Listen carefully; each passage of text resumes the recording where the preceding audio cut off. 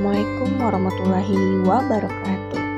Perkenalkan, nama saya Hestiana Valencia, mahasiswi Universitas Islam Negeri Imam Bonjol Padang, Fakultas Adab dan Humaniora, dengan program studi Sejarah Peradaban Islam, dengan nomor induk mahasiswa 2311020024. Video ini dibuat untuk memenuhi tugas ujian akhir semester pada mata kuliah Pendekatan Sejarah Politik yang diampu oleh Bapak Dr. Muhammad Ilham SAG, Sos MHum. Pada kesempatan ini, saya akan membahas dua tema, yaitu yang pertama, karakter kepemimpinan Nabi Muhammad SAW pada periode Mekah dan Madinah, beserta faktor-faktor yang mempengaruhi karakter kepemimpinan beliau pada kedua periode tersebut. Kedua, latar belakang munculnya sistem Khulafaur Rasyidin meskipun tidak terdapat dalil eksplisit dalam Al-Quran maupun wasiat langsung dari Nabi Muhammad SAW mengenai bentuk sistem kepemimpinan tersebut. Pembahasan ini akan dianalisis menggunakan pendekatan sejarah politik guna memahami dinamika kepemimpinan Islam awal secara kontekstual dan historis. Semoga pemaparan ini dapat menambah wawasan serta pemahaman kita bersama. Dalam kajian sejarah politik Islam, Nabi Muhammad SAW tidak hanya diposisikan sebagai pembawa risalah keagamaan, tetapi juga sebagai figur pemimpin yang menjalankan peran kepemimpinan secara dinamis sesuai dengan konteks sosial dan politik yang dihadapi. Kepemimpinan Nabi mengalami transformasi yang signifikan sejak periode Mekah hingga periode Madinah. Perubahan tersebut tidak menunjukkan inkonsistensi, melainkan justru memperlihatkan fleksibilitas strategi kepemimpinan yang berlandaskan nilai wahyu dan realitas sosial masyarakat Arab pada masa itu. Pada periode Mekah, Nabi Muhammad SAW memimpin umat Islam dalam kondisi yang sangat terbatas secara politik dan sosial. Umat Islam merupakan kelompok minoritas yang tidak memiliki kekuasaan serta menghadapi tekanan, intimidasi dan kekerasan dari kaum Quraisy yang menguasai struktur sosial dan ekonomi Mekah. Dalam situasi tersebut, karakter kepemimpinan Nabi lebih menonjol pada aspek moral dan spiritual. Nabi memimpin melalui keteladanan akhlak, kesabaran dan keteguhan prinsip tauhid, tanpa menggunakan kekuatan fisik maupun kekuasaan politik. Strategi dakwah yang ditempuh bersifat persuasif dan humanis, dengan fokus pada pembinaan individu dan penguatan iman pada pengikutnya. Kepemimpinan Nabi di Mekah menunjukkan bahwa perubahan sosial dan politik tidak selalu dimulai dari kekuasaan formal, melainkan dari transformasi nilai dan kesadaran masyarakat. Secara historis, fase Mekah tidak dapat dipahami sebagai tahap pembentukan fondasi ideologis dan moral umat Islam. Nabi menanamkan nilai keadilan, kesetaraan, dan keimanan sebagai dasar utama yang kelak menjadi pijakan bagi terbentuknya tatanan sosial dan politik Islam di periode selanjutnya. Hijrah ke Madinah menandai perubahan besar dalam sejarah kepemimpinan Nabi Muhammad SAW. Nabi di Madinah tidak hanya berperan sebagai pemimpin spiritual, tetapi juga sebagai pemimpin politik dan kepala pemerintahan.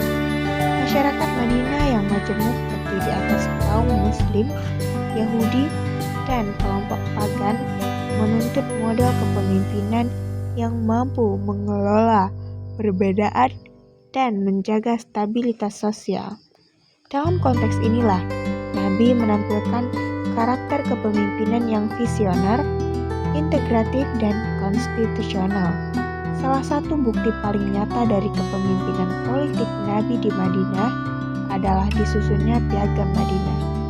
Dokumen ini berfungsi sebagai kesepakatan bersama yang mengatur hubungan antar kelompok masyarakat, menjamin kebebasan beragama, serta menetapkan Nabi sebagai pemimpin dan penengah konflik. Piagam Madinah menunjukkan bahwa kepemimpinan Nabi berlandaskan prinsip keadilan, musyawarah, dan supremasi hukum. Nabi membuka ruang partisipasi melalui musyawarah dengan para sahabat dalam berbagai persoalan, termasuk untuk militer dan pemerintahan yang menunjukkan sikap demokratis dan inklusif. Perbedaan karakter kepemimpinan Nabi antara periode Mekah dan Madinah tidak dapat dilepaskan dari faktor-faktor yang memengaruhinya. Faktor utama adalah wahyu ilahi yang menjadi pedoman dalam setiap keputusan Nabi. Selain itu, kondisi sosial masyarakat Arab, pengalaman hidup Nabi sebagai pemimpin, pedagang, dan mediator konflik, serta misi kenabian yang bersifat universal untuk membentuk karakter kepemimpinan beliau. Dengan demikian, kepemimpinan Nabi Muhammad SAW bersifat kontekstual, adaptif, namun tetap konsisten pada nilai-nilai dasar Islam. Setelah wafatnya Nabi Muhammad SAW, umat Islam menghadapi persoalan besar terkait kepemimpinan politik. Tidak adanya dalil eksplisit dalam Al-Quran maupun nasihat langsung dari Nabi mengenai bentuk sistem pemerintahan, menunjukkan kekosongan kepemimpinan yang harus segera diisi.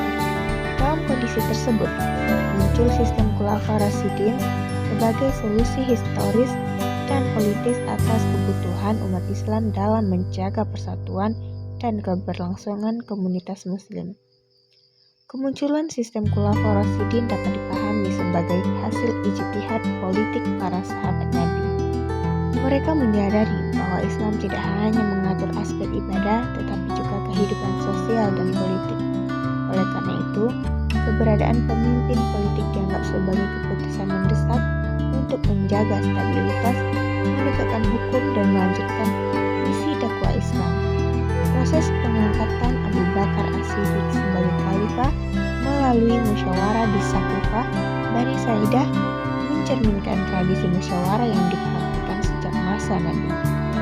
Secara sejarah politik, sistem Khulafaur Rasyidin bukanlah institusi yang bertentangan dengan ajaran Islam, melainkan bentuk adaptasi terhadap realitas sosial pasca wafatnya Nabi. Ketiadaan dalil tekstual justru menunjukkan bahwa Islam memberi ruang bagi umatnya untuk beristihad dalam urusan politik, selama tetap berlandaskan pada nilai keadilan, musyawarah, dan kemaslahatan umat. Sistem Khulafaur Rasyidin dengan demikian merupakan produk sejarah yang lahir dari kebutuhan praktis, bukan semata-mata doktrin teologis. Dengan demikian, baik kepemimpinan Nabi Muhammad SAW maupun munculnya sistem Khulafaur Rasyidin menunjukkan bahwa secara politik Islam bersifat dinamis dan kontekstual. Kepemimpinan dalam Islam tidak terkait pada satu bentuk baku, melainkan menyesuaikan dengan situasi dan tantangan zaman, selama tetap berpijak pada nilai-nilai dasar yang diajarkan oleh Islam. Pemahaman ini penting agar umat Islam mampu membaca secara kritis dan mengambil